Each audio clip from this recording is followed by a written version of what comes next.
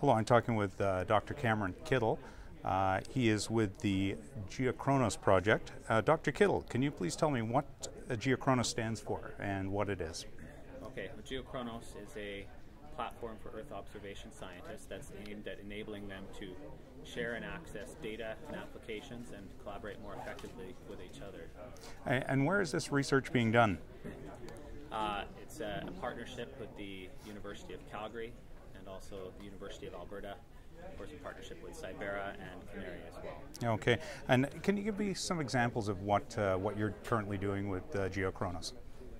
Okay, well, effectively the platform is aimed at enabling these scientists to do all of their day-to-day work, getting their data from satellites and sensors, processing and analyzing that data, and collaborating with scientists from around the world via this platform. And so GeoChronos, it's an online collaborative portal with different tools that is built on really a Facebook-like networking platform that enables them to communicate with each other, share documents, share media, and then we've integrated these tools to access data and access computing resources for processing. Well, what sort of data is being used? What sort of data is being accessed?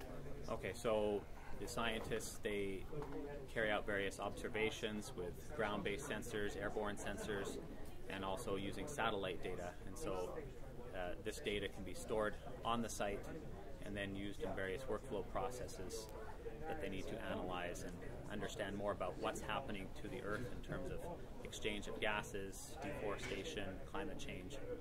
You had mentioned that I believe that there's a sort of a social media element to this, or a social media concept to the way this operates.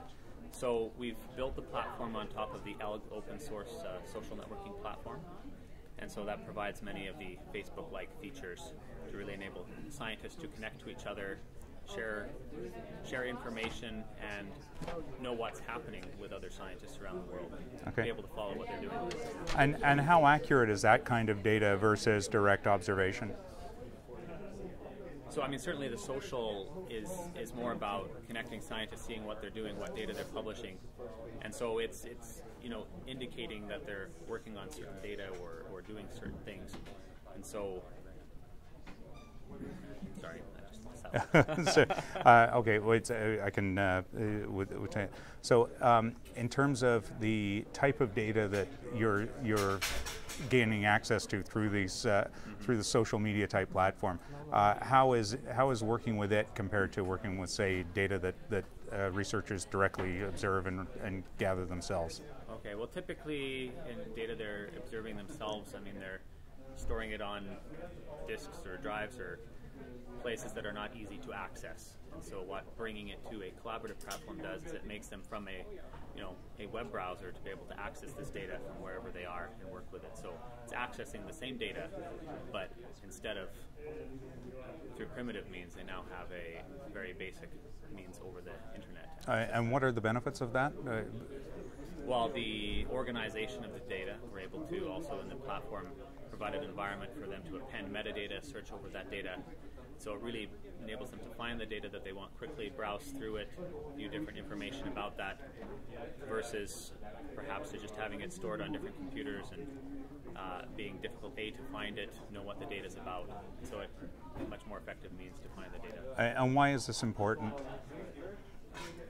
This is important because it really helps enable the scientists to focus on their research rather than worrying about technical details of where computing resources are, and really helps speed up the process for them to better understand the changes in the environment around the Earth. And what benefit does that ultimately have for Canadians and for the average Canadian?